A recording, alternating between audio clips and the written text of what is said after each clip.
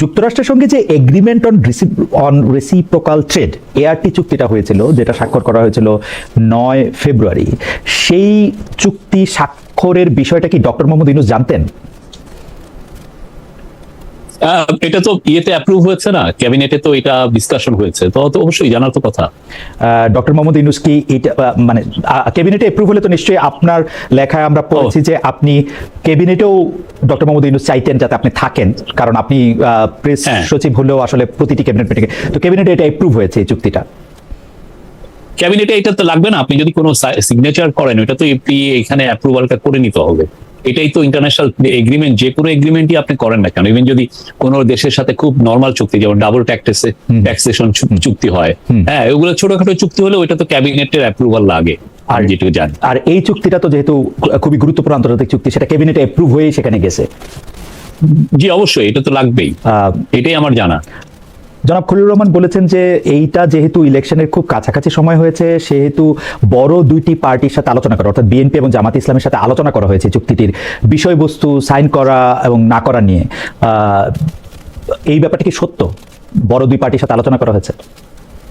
এটা উনি যেহেতু ওনার মিনিস্ট্রি আর উনি ওনার ন্যাশনাল সিকিউরিটি অ্যাডভাইজার এবং উনি এই ইয়েতে উনি one of the lead negotiator ছিলেন, উনি যেহেতু বলছেন অবশ্যই তাহলে সত্য। মানে ক্যাবিনেটে আলোচনা হয়েছে কিনা যে আমরা বড় দুই পার্টিকে এটার সাথে যুক্ত করব বা এইটা আমি জানি না, বাট উনি মানে এটা হয় যে আমরা যেহেতু একটা ট্রানজিশনে ছিলাম, তো আমরা ডেমোক্রেটিক, আপনি দেখেছেন যে প্রফেসর ইউনূস ইউএন সফরে গিয়েছেন, তো ওইখানে উনি ওনার যেটা সেকেন্ড ইউএন সফরে, তখন কিন্তু লিডিং 3টা পার্টির নেতৃত্ববৃন্দকে নিয়ে গেছেন, দুইজন 6 জনকে নিয়ে গেছেন।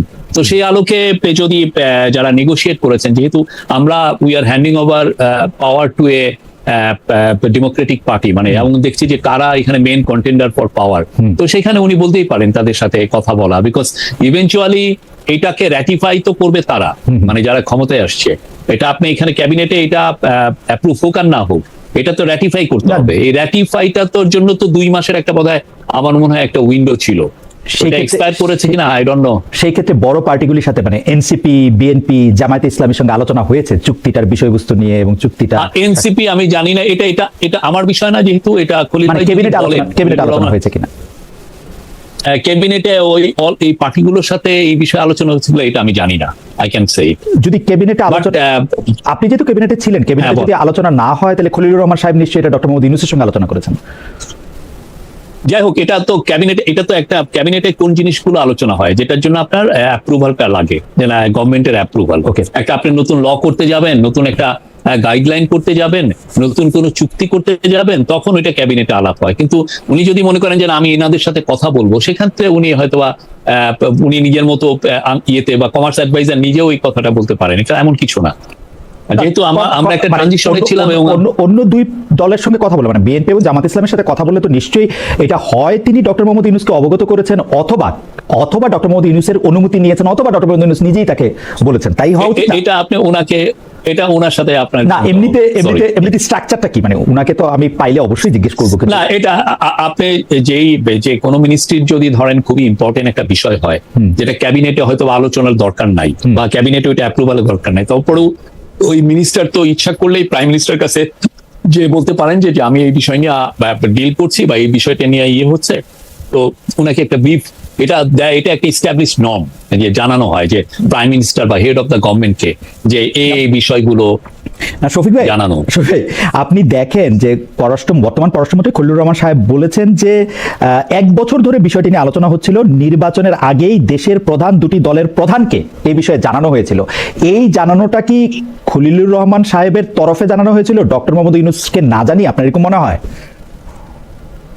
এটা তো আমি জানি না, যেহেতু এই বিষয়টা তো ক্যাবিনেটে আলোচনা, আমি বলছি তো এটা আপনি সিঙ্গুলারলি কেউ তো যে ওনারা যেহেতু নেগোসিয়েশনে ছিলেন, ওনারা এটা বলতেই পারেন যে না আমরা এটা, যেহেতু আমরা eventually will pass the baton to a new government, তো ওই নিউ গভর্নমেন্টে যারা আসতেছে লাইকলি যারা কন্টেন্ডার, তাদেরকে তো ওনারা বলতেই পারেন যে এই বিষয়গুলো আমরা আলোচনা করছি এই বিষয়। ওকে, তাহলে আমি প্রশ্নটা একটু অন্যভাবে করি। ক্যাবিনেটে যখন বিষয়টা নিয়ে আলোচনা হচ্ছে, তখন ডক্টর মোহাম্মদ ইউনূস কি বলেছিলেন যে আমরা তো ক্ষমতায় আছি আর 3 দিন, এই বিষয়টা নিয়ে তো এরপরে যারা আসবে তাদের সাথে তোমাদের আলোচনা করা উচিত? আমার মনে পড়ে না এই বিষয় কোনো। ডক্টর মোহাম্মদ ইউনূস বলেছিলেন যে না, এটা কারোর সাথে আলোচনা করা দরকার নাই? আমার এটা মনে পড়ছে না, আই ডোন্ট নো। অনেস্টলি। ওকে, আপনার কাছে কি মনে হয়? জনাব খলিলুর রহমান বলছেন যে প্রধান দুই দলের প্রধানের সঙ্গে আলোচনা করা হয়েছিল। স্পষ্টতই আমি শুনলাম জামায়াতের যিনি আপনি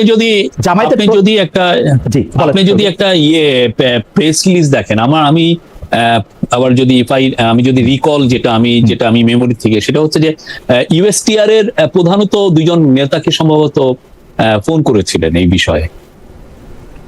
ইউএস ট্রেড রিপ্রেজেন্টেটিভ উনি বোধহয় দুইজনকে ফোন করে এটা করেছিলেন, এটা ডিসকাশন হয়েছে। আমি ইউএসটিআর এর প্রেস রিলিজটা দেখেছি, কিন্তু আমি আমাদের সরকারের পক্ষ থেকে ব্যাপারটা একটু জানতে চেয়েছিলাম, কারণ এখানের মধ্যে থেকে ইতিহাসের খাতিরে শফিক ভাই আমাদের আসলে এই ব্যাপারগুলি হয়তো জেনে রাখা ভালো। যাই হোক, আমি আমাদের পক্ষ থেকে আপনাকে পেলাম, সেজন্য আমাদের পক্ষ থেকে ব্যাপারগুলি একটু জানতে চেষ্টা করেছিলাম। ঘটনা হচ্ছে যে খলিলুর রহমান বলছেন এটি 3 দিন আগে তাড়াহুড়া করে করা হয়েছে, এরকম কোনো বিষয় নয়। 1 বছর ধরে আলোচনা চলছিল, প্রধান দুই দলের রাজনৈতিক প্রধানকে জানানো হয়েছিল। এই পর্যন্ত তথ্যটা ক্যাবিনেটে আলোচনা না করেই উনি জানিয়েছিলেন, ডক্টর মোহাম্মদ ইউনূসের সাথে কথা না বলেই উনি বলেছিলেন। এটা হচ্ছে আমার, দেখেন আমি আমার অবস্থান তো আপনার বললাম, জি এই বিষয়ে আমার মনে নাই, নাথিং টু অ্যাড। আপনার মনে নাই। এখন আপনার কাছ থেকে আমি একটু এইটা জানতে চাইবো যে ধরেন খলিলুর রহমান সাহেব এটা বললেন যে দুটি দলের প্রধানকে এই বিষয়ে জানানো হয়েছিল, তারা সম্মতি দিয়েছিলেন। খুবই সুন্দর স্টাকাটো বাক্য আমি দেখলাম, যে চমৎকার বলেছেন উনি। নির্বাচনের আগেই দেশের দুটি দলের প্রধানকে এই বিষয়ে জানানো হয়েছিল, তারা সম্মতি দিয়েছিলেন। স্পষ্টত আমি জামায়াতের আমিরকে বলতে শুনলাম যে তাদের সঙ্গে কোনো কথা হয় নাই। এইদার খলিলুর রহমান ওর শফিকুর রহমান দুইজনের একজন মিথ্যা বলছেন, এইটা কে হতে পারে বলে আপনার ধারণা? এ বিষয়ে আমার কমেন্ট করার কিছু নাই, কারণ এটা আপনার পুরো, যদি আপনি যে বক্তব্যগুলো আনছেন সেটার জন্য আপনি যদি ভেরিফাই করতে হয়, তাহলে আপনার খলিল সাহেবের সাথে আপনার কথা বলতে হবে, ডক্টর খলিলের সাথে, বা ওনার সাথে যারা এই নেগোসিয়েশনে ছিলেন, যারা এই ট্রেড ডিলটা ইউএস রেসিপ্রোকাল ট্যারিফ ট্রেড ডিলের যারা নেগোসিয়েশনে ছিলেন, আপনারা তাকেও জিজ্ঞেস করতে পারেন আপনার প্ল্যাটফর্মে এনে। তাকে জিজ্ঞেস করতে পারে, আমি আসলে ট্রাই করতেছি তাকে জিজ্ঞেস করার। কিন্তু আমি আপনার কাছে একটু জানতে চাইবো যে যেহেতু 1 বছর ধরে বিষয়টা আলোচনা হইতেছে, সেই 1 বছরের মধ্যে আপনার সঙ্গে আমার একটু কথা হয়েছে। আপনি বলেছেন যে পৃথিবীতে কোথাও, আপনার সঙ্গে আমার কথা হয়েছে, অন্য অনেক সাংবাদিকের সাথে কথা হয়েছে, যে পৃথিবীর কোথায় চুক্তি হওয়ার আগে এটা প্রকাশিত হয়। মেক সেন্স, চুক্তি হওয়ার আগে এমন অনেক বিষয় থাকতে পারে যেটা গোপন। তো আপনারা তো জিনিসটা জানতেন যেহেতু সরকারে ছিলেন, তো চুক্তির সেই গোপনীয় বিষয়গুলি নিয়েও কি দলগুলির সাথে কথা হয়ে থাকতে পারে কিনা, বা আপনারা নিজেরা আলোচনা করেছিলেন কিনা, এখন কি এটা বলা যাবে কিনা যেহেতু চুক্তিটা এখন প্রকাশিত?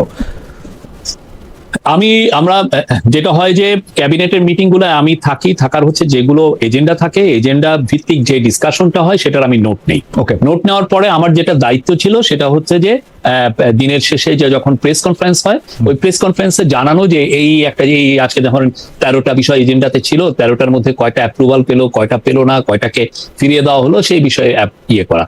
তো আমার ওই ধরনের ডিসকাশন আমি জানি। বাট এই যে আপনি ট্রেড নেগোসিয়েশনে আরো যে ডিটেইলস, সেটা তো এটা ডিটেইল না, এটা একদম প্রাইমারি বা প্রিলিমিনারি।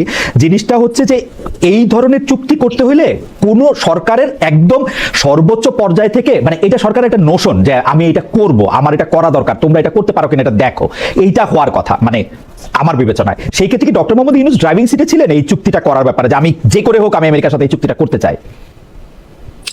আপনার বুঝতে হবে, প্রথম কথা হচ্ছে যে ইউএস আমাদেরকে 37% ট্যারিফ ইম্পোজ করেছে, রেসিপ্রোকাল ট্যারিফ। তো আমাদেরকে এটা যে করে এটা কমাতে হবে। কার সমপর্যায়ে আনতে হবে? যারা আমার রাইভাল ইউএস এর মার্কেটে আমিও প্রোডাক্ট এক্সপোর্ট করি, আমার যারা রাইভাল ইন্দোনেশিয়া বলেন, ক্যাম্বোডিয়া বলেন, ভিয়েতনাম বলেন, তারাও এক্সপোর্ট করে। তো অবশ্যই তাহলে সেক্ষেত্রে we are in a crisis, বড় রকমের একটা ক্রাইসিস। আমাদের গার্মেন্টস এর সবচেয়ে বিগেস্ট ডেস্টিনেশন হচ্ছে ইউএসএ। তো ওই যে 37% থেকে যে আমরা যে নিচে নামিয়ে আনবো, সেই বিষয়ে তো অবশ্যই এটা নিয়ে হওয়ার সময় তো এটা নিয়ে তো অনেক মিটিং হয়েছে, এবং এই মিটিংটা যারা ট্রেড নেগোসিয়েশনটা তারা তো করেছেনই, বাট তারা এসে প্রফেসর ইউনূস বা ট্রেডের এই বিষয়ে তো ওনাকে আপডেট করেছেন অবশ্যই। এবং প্রফেসর ইউনূস এটা ড্রাইভিং সিটে ছিলেন যে করে হোক, যেটা আমাদের জন্য এতগুলি ট্যারিফ একটা ক্ষতির বিষয় হচ্ছে, সুতরাং ট্যারিফের মাত্রা কমায় নিয়ে আসার জন্য যে কোনো রকম চুক্তি। শুনেন, এটা তো ইন্টারিম গভর্নমেন্টের সময় হয়েছে, ইন্টারিম গভর্নমেন্ট অবশ্যই এটার ড্রাইভিং সিট ইন্টারিম গভর্নমেন্টের সময় হচ্ছে। ওকে, তার মানে হচ্ছে যে ডক্টর মোহাম্মদ ইউনূস পুরো ব্যাপারটা জানতেন, পুরো ব্যাপারটার মধ্যে থেকে তিনি ড্রাইভিং সিটে ছিলেন এবং তিনি চেয়েছিলেন যেহেতু আমাদের ট্রেড ডেফিসিট মানে ট্রেডিং। দেখেন উনি নেগোসিয়েশন কি হলো সেটা তো আর আপনি যখন আপনার টিমকে পাঠান, আপনার টিম গেল, আপনি তো আর ইয়েতে না, উনি যেটা হয় যে পুরো জিনিসটা যখন হয় কমপ্লিট হয় তখন ওনাকে সে না মনে হয় শফিক ভাই, এই কাজ না মনে হয় শফিক ভাই, আমি যখন আমার টিমকে পাঠাই আমি কিন্তু ওকে লিমিট বা বাউন্ডারি দিয়ে দিই যে আমি একটু পর্যন্ত চাই, একটু বেশি হলে আমি দিতে পারবো না। এটা পৃথিবীর সব দেশেই, মানে যিনি শর্টটা কল করেন তিনি যেরকম চান সেরকমই নেগোসিয়েশন হয়। নেগোসিয়েশন তো এর চেয়ে বাইরে হয় না মনে হয় শফিক ভাই, আপনি কি মনে করেন? ধরেন উনি বলছেন নেগোসিয়েশন করো, সেই নেগোসিয়েশনটা তো উনার ইচ্ছার বাইরে কিছু করতে পারবে না বশির সাহেব বা খলিল সাহেব। না, এই বিষয়ে নিটিগ্রিটি তো অবশ্যই আলাপ আলোচনা তো হওয়ার কথাই। রাইট রাইট, তার মানে হচ্ছে যে এই মার্কিন যুক্তরাষ্ট্রের সাথে যে টেরিফ চুক্তিটা করা হয়েছে, যে চুক্তিটার নাম হচ্ছে এগ্রিমেন্ট অন রেসিপ্রোকাল ট্রেড, এই চুক্তিটা আমাদের জন্য ভালো কি খারাপ, আমাদের জন্য প্রয়োজনীয় ছিল কি খারাপ ছিল, সেইটার দায় তো অবশ্যই এই সরকারেরই, মানে অন্তর্বর্তী সরকারের, ডক্টর ইউনূস সরকারের বা ডক্টর ইউনূসের। আমি হ্যাঁ, এবং এটা অন্তর্বর্তীকালীন সরকার মনে করে যে এটা জাতীয় স্বার্থে এই চুক্তিটা ভালোই হয়েছে। ওকে, ডক্টর ইউনূসের এই চুক্তিটা করার ক্ষেত্রে 9 তারিখে করতেই হবে এমন কোনো বাধ্যবাধকতা ছিল? মানে 12 তারিখে ইলেকশন হলে 9 তারিখে কেউ কোনো চুক্তি করে সরকার, মানে মানে এটা কি কোনো একটা টাইম বাউন্ড কোনো কিছু ছিল যে 9 তারিখে এটা করতে হবে?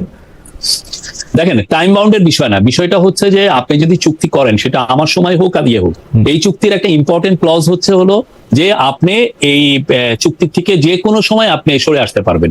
তো ইম্পর্টেন্ট ক্লজের ক্ষেত্রে যদি মনে করেন যে আমরা এই ইন্টারিম গভর্নমেন্ট যে চুক্তিটা করেছে, এখন পরবর্তী গভর্নমেন্ট এসে যদি মনে করে যে না এখানে ন্যাশনাল ইন্টারেস্ট প্রোটেক্টেড হয়নি, পূর্ণ হয়েছে, তো সেক্ষেত্রে তারা তো এখান থেকে বেরিয়ে আসতে পারে, এটা তেমন কিছু না, ঠিক না? তো সেই জন্য ওরা শফিক ভাই সেটা এমন কিছু ডিপ্লোম্যাটিক ক্ষেত্রে আপনি একটা চুক্তি করে বেরিয়ে আসার পরপরই তাহলে আপনি একটা মেসেজ দেন, কিন্তু আপনি যদি চুক্তিটা না করে আপনি যদি বলতেন পরবর্তী ইলেক্টেড গভর্নমেন্ট আসতেছে, কে আসবে আমরা জানি না, তারা এটা করতে পারে, এইটা হয়তো হচ্ছে ডিপ্লোম্যাটিক মুভ। কিন্তু এই চুক্তিটা করার ক্ষেত্রে আমরা এই চুক্তিটা করার ক্ষেত্রে কথা বলতে হবে, এই চুক্তিটা করার ক্ষেত্রে আমেরিকা কি কোনো টাইমলাইন দিয়েছিল কিনা? এটা হইতে পারে, এটা আমি জানি না। এটা আপনি ওই যে ওয়াশিংটন, আপনি তো আমেরিকায় থাকেন, আপনি ওয়াশিংটনে আমাদের যে এমবাসি আছে তাদেরকে জিজ্ঞেস করেন। আমি আসলে আপনাকে পাবো বলে একটু গবেষণা করতে চেষ্টা করতেছিলাম, 2-1 জনকে জিজ্ঞেস করতেছিলাম, তারা আমাকে যেটা জানাইছে যে এইটা এরকম কোনো টাইম বাউন্ড ছিল না, এটা 20 তারিখ 25 তারিখ। হ্যাঁ ঠিক আছে, ওরা একটা চাপ দিতেছিল যে তোমরা এটা করো করো করো, কিন্তু যদি সরকার বলতো আমাদের এখানে একটা ইলেকশন আছে আমরা এটা পরে করবো, এতে কোনো অসুবিধা ছিল না। কেন এত কথা বলতেছি শফিক ভাই, আপনি হয়তো একটু বিরক্ত হচ্ছেন। আমি এই কথাটা বলতেছি এই কারণে যে প্রথমে 12 তারিখ ইলেকশনের ঠিক আগে আরেকটা দেশের সঙ্গে যখন আপনি চুক্তি করেন, আমরা যখন আগে জানতে চাই যে আপনি কেন চুক্তি করতেছেন, যখন আপনি বলেন এটা গোপনীয়, এটা আমি চুক্তিটা এটা করতে পারবো না, তখন আমার কাছে মনে হয় যে ওই যে আপনার প্রিয় কবি শেক্সপিয়ারের ভাষায় আনহোলি হেস্ট। আমরা এই চুক্তিটা যথেষ্ট প্রথম দিকে যখন নেগোসিয়েশন হয়, এটা ওদের তরফ থেকে আমাদের তরফ থেকে সবার তরফ থেকে এই বিষয়গুলো গোপনীয়তা রাখা হয়। কেন রাখা হয়? যাতে আমি যে নেগোসিয়েটিং যে পয়েন্ট সেটা যাতে ইন্দোনেশিয়া না জানে, বা সেইটা যেন ক্যাম্বোডিয়া না জানে বা ইন্ডিয়া না জানে। ওরা জেনে গেলে তাহলে তো আমার জন্য এটা আমার বিপদের সরে, তার ইউএস এর জন্য এটা একটা ঝুঁকি তৈরি করে, আমাদের জন্য ঝুঁকি তৈরি করে। তো এই জন্য এই জিনিসগুলো ইন্টারন্যাশনাল একটা নর্মই আছে, এবং অনেক সাংবাদিক এগুলোর আপনার গোপনীয় এটা পেলেও অনেক সময় এরা ছাপান না। এই জন্য ছাপান না, এতে তো আপনার ন্যাশনাল ইন্টারেস্টটা একদম জলাঞ্জলি যায়। এখন আপনি বলতে পারেন যে হ্যাঁ চুক্তি যেটা হয়েছে সেটা কি ভালো হলো না কি মন্দ, আমি ওই জায়গায় সেটা নিয়ে আমি ওই জায়গায় যাইতেই চাচ্ছি না। আমার প্রশ্ন একটাই যে ডক্টর মোহাম্মদ ইউনূস জেনে বুঝে 9 তারিখে এই চুক্তিটা করলেন, এটার কি কোনো আলাদা সিগনিফিকেন্স আছে কিনা? এটাকে কিন্তু আপনাকে শফিক ভাইকে এইটার কিন্তু আপনাকে এটা নিয়ে পরিষ্কার করতেই হবে, আজকে হোক 2 বছর 4 বছর পরে হোক। কারণ ইলেকশনের 3 দিন আগে যখন একটা অন্তর্বর্তীকালীন সরকার এরকম চুক্তি করে, এবং এই অন্তর্বর্তীকালীন সরকার আপনি একটু মনে করে দেবে। আমার একটা প্রশ্ন, এই যে চট্টগ্রাম বন্দর বিদেশি একটা কর্তৃপক্ষকে দেওয়া বা মানবিক করিডোরের ব্যবস্থা করা সম্পর্কে, যেটা নিয়ে আপনি অনেক কথা বলেছেন, ডক্টর মোহাম্মদ ইউনূস বলেছেন বটেই, সেগুলি করা থেকে কিন্তু এটা করতে পারতেন কিন্তু ডক্টর মোহাম্মদ ইউনূস সরকার, কিন্তু আসলে করেন নাই। পরে এরকম একটা সিদ্ধান্ত নিয়েছেন, মানে আপনি আমাকে কারেক্ট করেন আমি যদি ভুল হই, যে পরবর্তী সরকার আসুক, তারা যদি ভালো মনে করে আমরা এটা দিয়ে গেলাম, আমরা এটা করলাম, তাই না? কিন্তু এইটার ক্ষেত্রে এটা করতেই হলো, অবশ্যই এটা ক্ষেত্রে এটা করতেই হলো, সেইটা কেন? না এটাই কারণ আপনার পরবর্তী গভর্নমেন্ট ধরেন যদি আমরা না করতাম, তাহলে পরবর্তী গভর্নমেন্ট এসে আবার নতুন করে নেগোসিয়েশন করা শুরু করতে হতো। সেক্ষেত্রে যদি আমাদের একটা ভয় আশঙ্কার তো একটা জায়গা তৈরি হয় যে ইউএস আবার তার রেসিপ্রোকাল ট্যারিফ 37% না নিয়ে যায়।